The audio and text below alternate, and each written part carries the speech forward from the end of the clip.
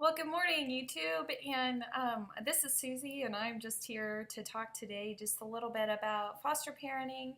And when we start off as foster parents, I think that we all bring our previous history into foster parenting and into everything that we end up doing. And one of those pieces of those things that I feel is so important for the children that I've had in my care is the fact that on this YouTube page, you won't ever see me really sharing in depth about my children's stories or it's about my story with the kids that I've had and our family. And I think as overall is the first thing that I often get asked is, so what's their story? And and I just want to say this is their story is theirs to tell. You know, oftentimes these children that we've had in our care have significant hardships, and they're coming from a significant uh, trauma. And and even if you're getting them from an infant and whatever their story leading up to, it's personal to them, and at some point they will grow up, or maybe they're old enough to know, and the last thing that they're going to want is to think, you know, that their mama went out and told her friends all the reasons why she was taken from or they were taken from their parents. And I say that from experience, from my own personal life, when I had significant trauma in my life. And in my family, not knowing, went out and shared a lot of my the personal things that happened to me, shared with my extended family and their friends. And what really happened was the fact that I felt, as a teenager, I really felt like I was being judged for that. And it was very difficult for me to move forward out of that. And unfortunately, you know, it's not something that you can just leave behind. I mean, I still have family members that I haven't seen or talked to personally since those days, because of really everything that I don't know how much my family shared with them about what had happened to me. And quite frankly, it's a very uncomfortable situation. And so I just remembered that going into foster parenting, that I was never going to share something with my friends and family or fellow foster parents that was going to make it an uncomfortable situation for the children that I may adopt, that I've had in my care a long time. I wanted to make sure that when they're ready to tell it, it is their story, their personal story, and they have the opportunity to share that. So I just encourage you that if you're a foster parent, or even if you're dealing with your child's dealing with a significant personal, is to remember, you know, that yes, as a family member, we oftentimes, some of those things are like a ripple, and a lot of times people may see it, perceive it, what's going on, but also remember that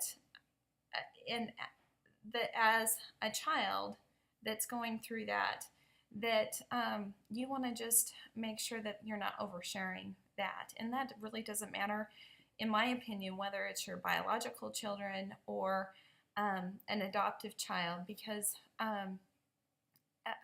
I really feel like it truly is their story. And there's so much shame. These kids that come into care, there's so much shame that if they're old enough that they carry. And also the fact is when they're older, if you're telling them a horrific story about what had happened in their lives, at some point, all those kids that I have in care, they still have a loyalty. Their parents, their biological blood parents, are still tied into who they are. And if they're old enough to remember that, then all of a sudden, what if you're talking about I can't believe their biological parent or this person made that decision. I can't believe what their mom and dad did. I never talk negatively about their biological parent, and I always respect their parents' position in that child's life. I can never. The biological parents gave them the gift of life, and that is a beautiful thing, and that's what I focus on. And then I go forward with trying to find, seeing where that child is at. But I do not share. I never share my personal take on what their parents did as far as who they are, or talking negatively about if they miss a visit. You know, that child already feels the sense of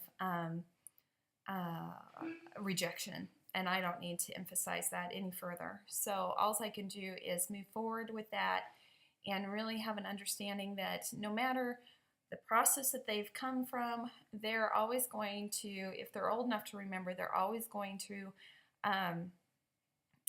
have that connection with them. And so I just continue to say that the children in my home, it's their story, and I'm not going to share anything that is going to be at some point embarrass them or make them not feel good about where it is that they came from, because it's not their fault, for one. And so, and that is not something I'm a counselor on. That is something that, of course, that if children are in your care, they're going to therapy, they're getting services to help them walk through some of the difficult situations they've been in. Definitely talk to their therapist about those things and go from there. But I'm just talking as a whole. We shouldn't be talking to our friends and family about where these children have come from and what they have endured.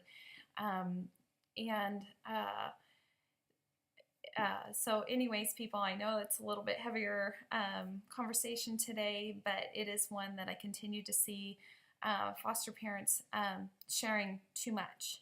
And also knowing I live in a big city, and I've lived here for a very long time, and it's just amazing to me what the connections, and how many times I sat in a waiting room at a doctor's office and I've heard other foster parents talking to the lady next to them, or talking to another fellow foster parent about the child and their care and when they're coming, where they came from, and that type of thing. And if I have that common, that we're foster parents, but I'm not sharing that, imagine I have had biological parents. The world really isn't that small. It's a very big spot. It's not, but it's at the same time, it is oftentimes we run into situations and things where it's not nearly as big as what we thought. So anyways, just use that air of caution, put it in the back of your mind, and just never know that whose ears are listening, or what you're saying, how it can affect someone. Thanks for today. Thanks for listening, you guys, today. Have a great day.